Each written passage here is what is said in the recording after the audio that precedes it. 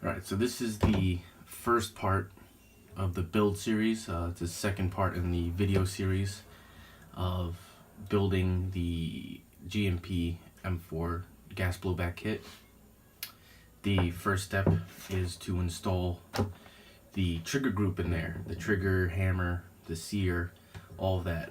But I'm not using the stock ones. I am using the RA-Tech steel 3-round burst kit, which is currently in my old broken M4. This lower right now actually still works and everything. It just has some damage. It's older, but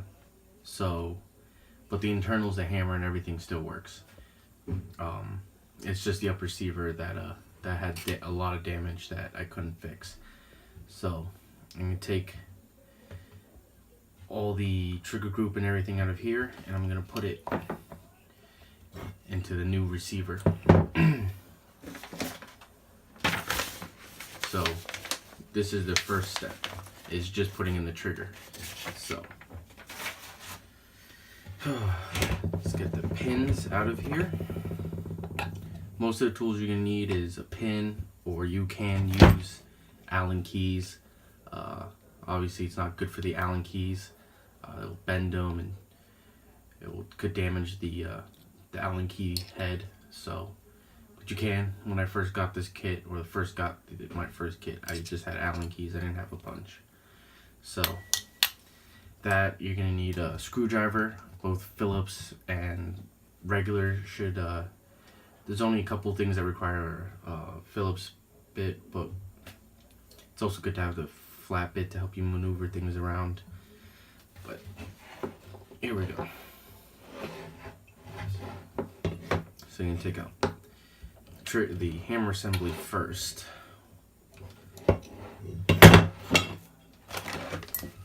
These pins are really loose because they got worked over time. Sometimes the pins get worked out and everything, so you gotta get anti-rotation kit. So here it's the 3-round burst hammer and the bushings. Now this is the old spring right here. And then the difference between this spring and the other one is pretty much nothing. So let me get the old spring.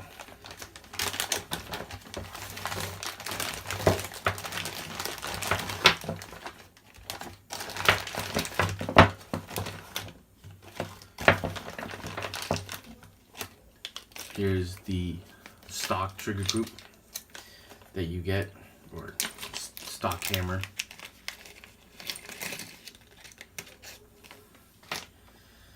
And then the stock hammer spring. There we go. So that's the difference. The feet of the spring are a little bit longer. It has a little bit different of a bend to it. I don't even know if this would work with the 3-round burst. Actually, it would. I'm gonna use a new spring because this spring is a little bit worn. It's kind of a little bit bent out of shape. So that's that. Next to come out would be the full auto sears, which are also connected inside of the trigger. Punch that out too. Like I said earlier, a lot of these are very worn down, so they pop out real easily. So there's that. Now you want to be careful with the trigger assembly because I'm just showing you a little bit. There's a lot of springs and stuff in here, so you want to be careful of that. So let me get out this whole assembly without messing it up, which is going to be a little hard.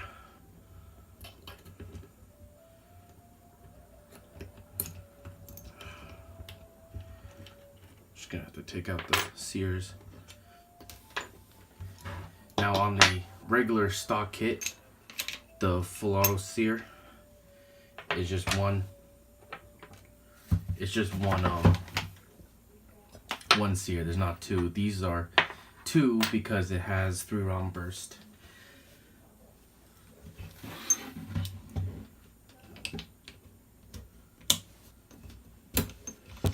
Now this trigger group can be hard. You gotta take out the this housing back here that holds the buffer in. It's pretty much a reverse of putting it in. So let's see. Maybe putting on full auto might help. Not really. So I'm gonna have to take out the butts, the pistol grip. And I believe it is a 1/8 Allen key.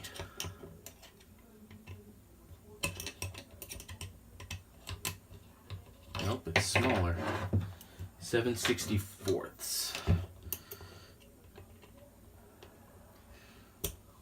There we go. Really tight on there. There we go.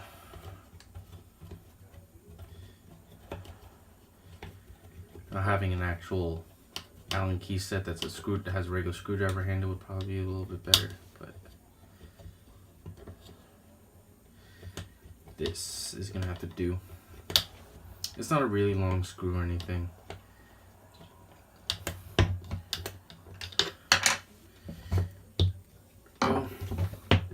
And to take out the actual buffer lock assembly, which also holds the spring for the fire selector, that's this screw back here, which is the same size.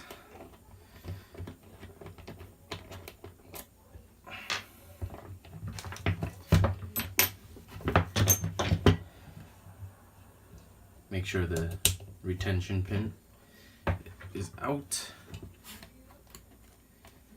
Give it a little push through the hole to start it getting out, and then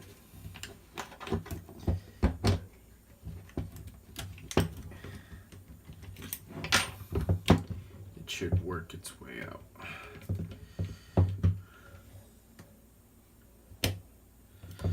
And I'm wrong. You also have to punch out the full auto disconnect.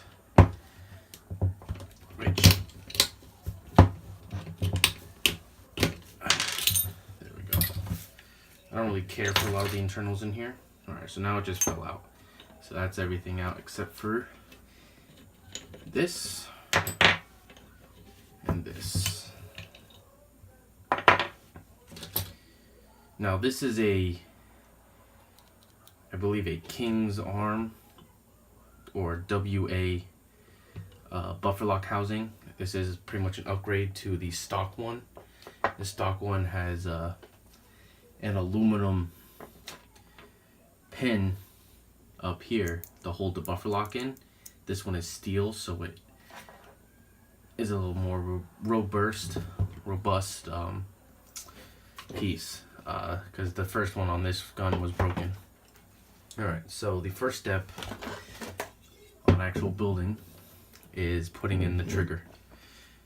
So the trigger and the full auto. So I'm gonna keep the trigger spring on here, and then these you gotta be careful because there's little springs, little spring that goes in here. There's two of them actually.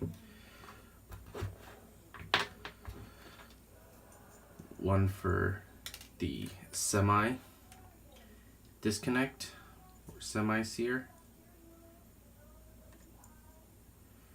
and then you have one for the full auto disconnect or the 3-round burst disconnect. That also has a separate spring, which looks like this. This is 3-round burst, so it's going to look different than the other one. So that goes in there, springs are in there. You're gonna drop it right in, line it up with this hole right here. You can see that hole. It's gonna line up with this hole right there. You gotta gently drop it into place. And I say gently because these full auto disconnect sears will want to come out, and those little springs are gonna want to fall out. So I just sort of lay it gently in there, as gently as I can. Now, I'm gonna use the stock pins, not the original, because these ones work themselves out over time of use. So I have to go find the stock trigger group right in here. And I'm just going to use the pin from here. Now these stock ones are aluminum. The stock parts are aluminum, so it's also another good upgrade is because it's steel. Now you're gonna have some trouble lining up the holes and everything, so that's why I usually recommend using a Allen key or a punch that has a smaller diameter, so that way you can work everything into place and wiggle the pin around, and then follow that pin with the stock pin once you get everything aligned. So let me see where everything is. You don't want to push down because it's spring loaded, the trigger. Once you get everything aligned, you can put the pin through, or this punch in my case, to help keep everything aligned in there. You can also take this step to test the springs for the sears, make sure everything's good. And then you're gonna chase it with the actual pin that holds everything together. Because if you just try to do this by pushing the pin all the way through, since the tolerances for the holes on the actual sears and trigger are very tight, you might run into a chance where you're trying to push it and hammer it in that you actually damage or break the trigger or sear because it's not lined up properly. So that's why I do this. So I'm just gonna keep pressure on both parts and see how I'm chasing it. I'm not just pulling the pin out, I'm actually technically pushing the pin out or pushing the punch out with the pin. So nice and easy.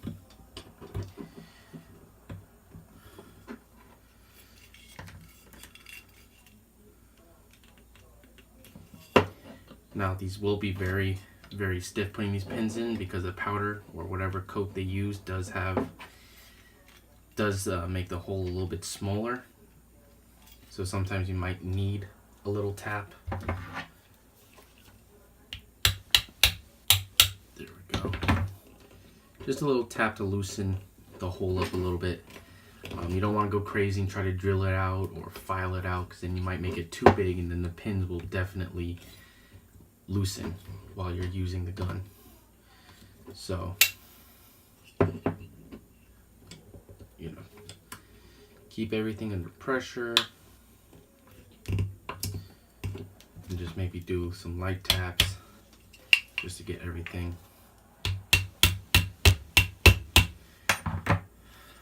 I know I'm not using a hammer or anything.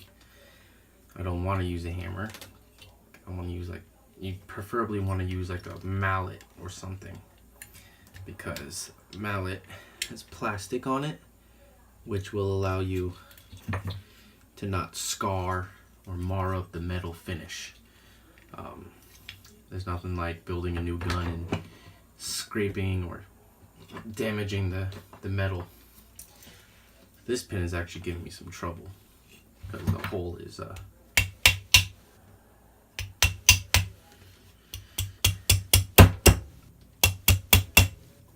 very tight. So Let's see if I can get pliers and pull it out a little bit. I do recommend actually putting the pins in first before you actually install anything,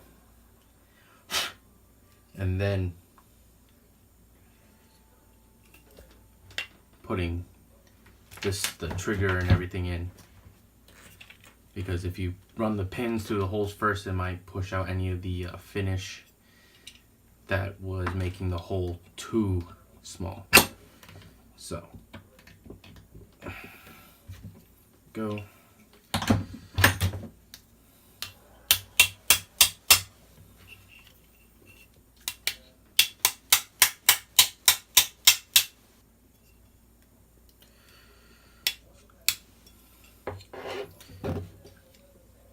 Now it's very important to make sure that you don't, even if you have a little bit of the way through, you don't let the pin or the punch or whatever you're using to hold everything in place out, because then it can still lose the full auto sears and all that.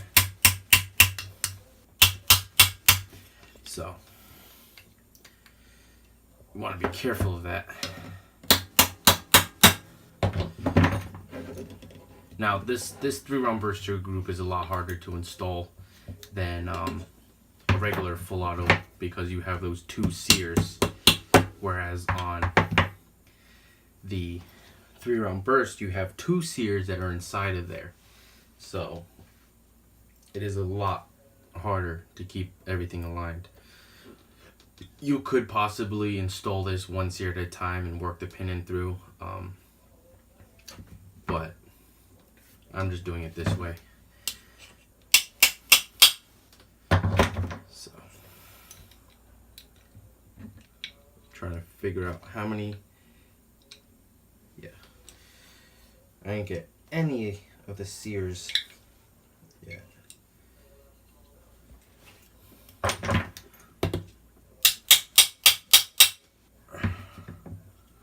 What I'm gonna do is I'm gonna use something a little bit larger than this. So here we go. I'm using a larger hex head that's larger than the diameter of this. Hopefully that will help.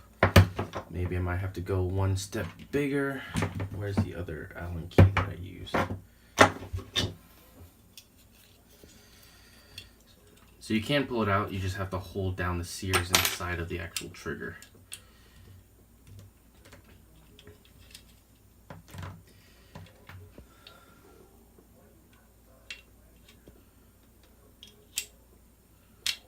There we go. My hand's cramping up from holding this so tight.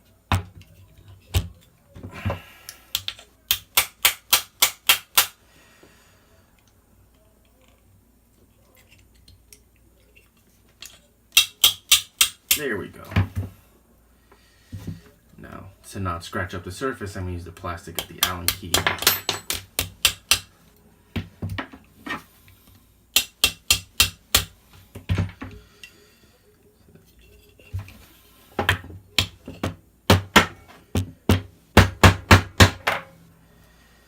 This is when I wish I had a mallet.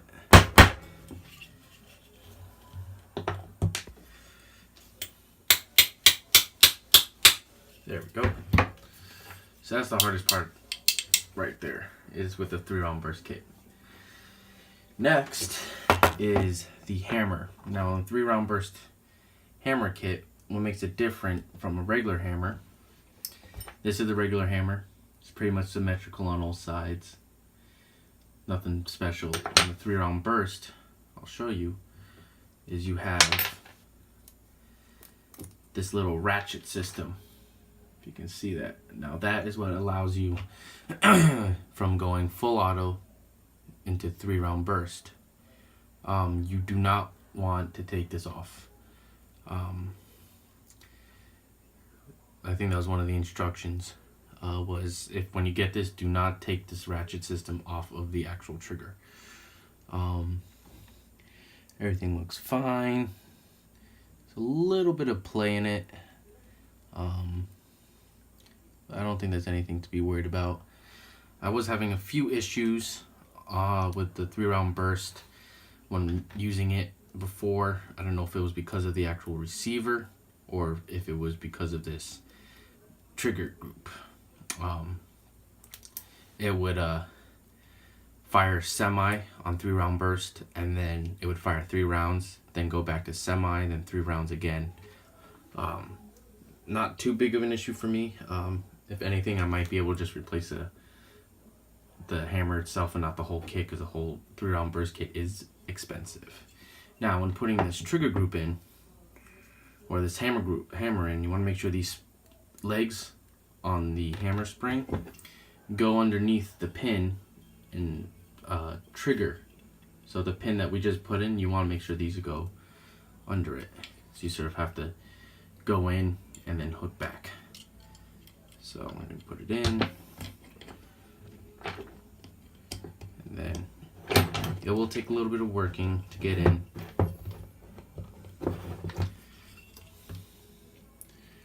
Let me get this flashlight on.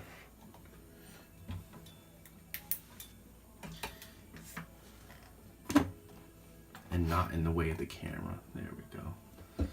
Now I can see things a little bit better.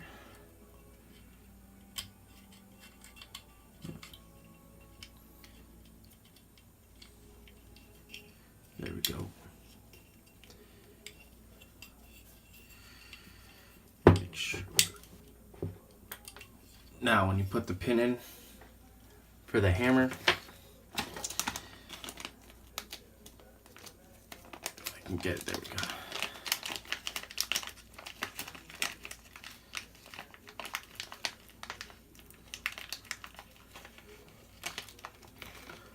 Now when you go to put in the pin, you're going to have to push down on the hammer. So sometimes it helps. Oh man, it's tough. Helps to pull the trigger while you're pushing it down. I'm going to do the same thing. I'm going to take a bigger size Allen key that's almost the same exact size as the pins, and I'm going to push that through. And then I'm going to put the pin in.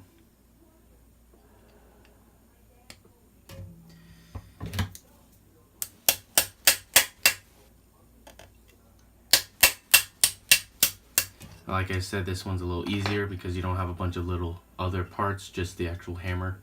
Those holes for the bearing for the hammer, they go right into the actual hammer, so all the little holes line up for the hammer.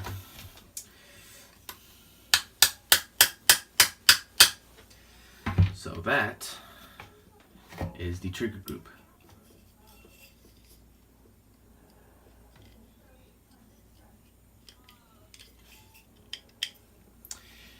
And so yeah,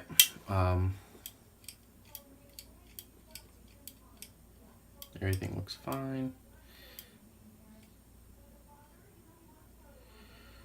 Just checking out everything, making sure everything.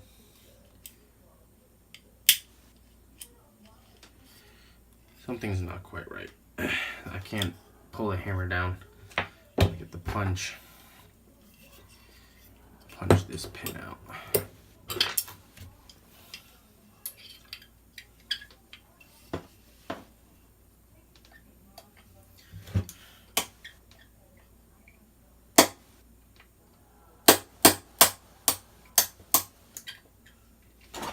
Sorry, I'm doing this off camera. I just don't want to make it really loud, and if I was doing that on camera or in the camera's view on the table, it would definitely hurt your ears. So, got the pin out.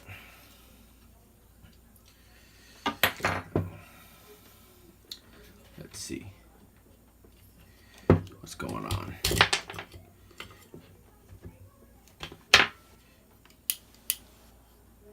Everything looks fine. Just try to put the hammer back in. This is the hammer bushing I was talking about, it seats right inside of a little divot on the hammer, so that's why everything lines up pretty well. You don't gotta worry about anything.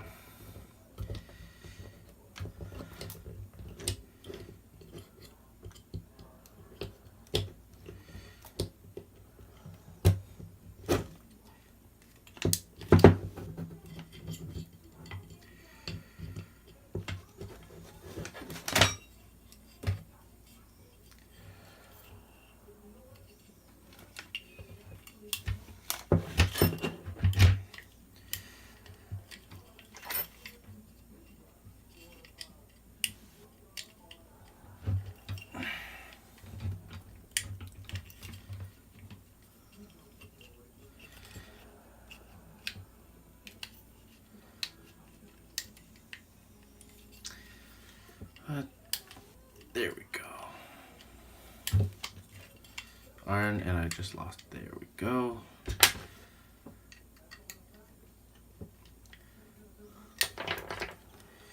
Put that in.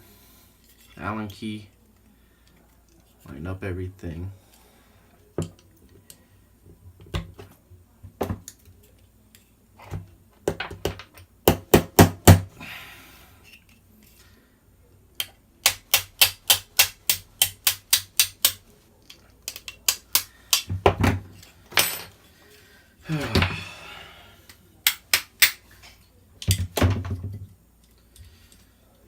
Oh man, something's not right.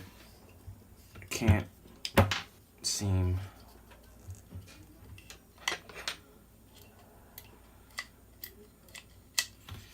to cock the hammer. Don't want to. Oh, there we go. That's very stiff for some reason.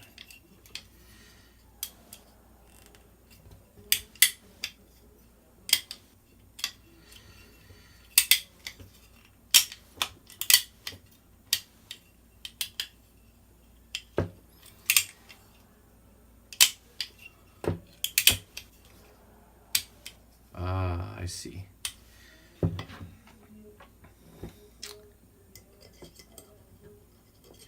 You have to use the spring that comes with the kit, I think. Let me try that.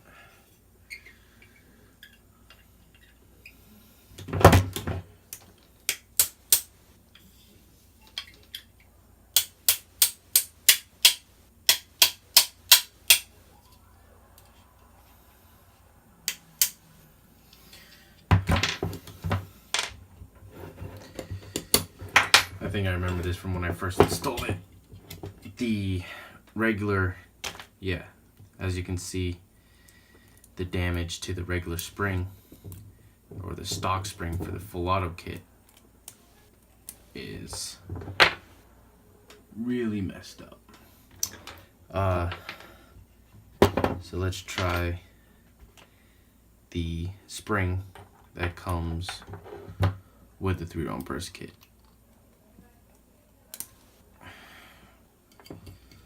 That could be the whole issue.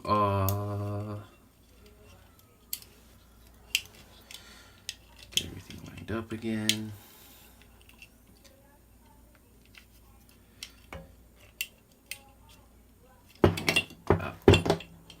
No, fall. Ah, there we go.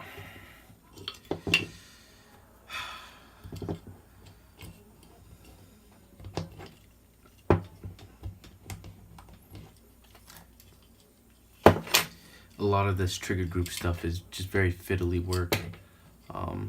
So most of the time you're putting this trigger group together, it's just a lot of fiddling.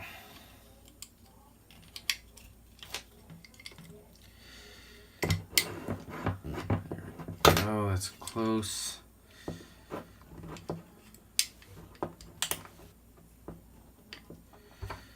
gonna run the punch through. Then I'm gonna run the bigger Allen key through.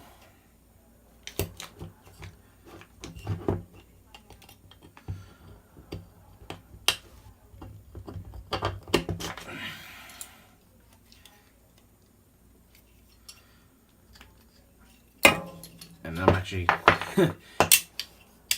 there we go. Yeah, you have to use the stock spring that comes, well, not the stock spring, the spring that comes with the 3-round burst trigger group. You cannot use the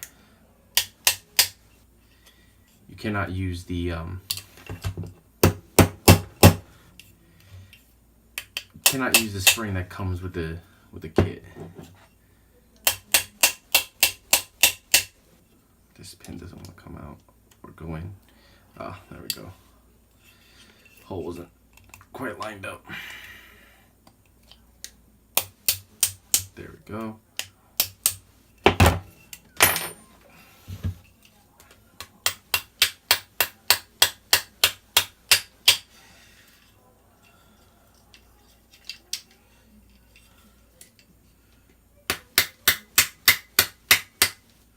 Yep, here we go.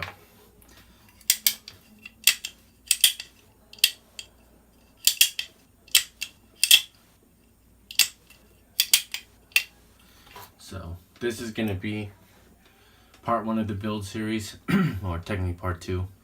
The next part we're going to be putting in the full auto disconnect, or technically we'd probably be putting in the buffer tube retention area that also holds the D10 for the D10 pin and D10 spring for the fire selector, and then we'll put in the fire selector, if I'm not mistaken. Actually, I think we put the fire selector next. So I'll see you in the next video.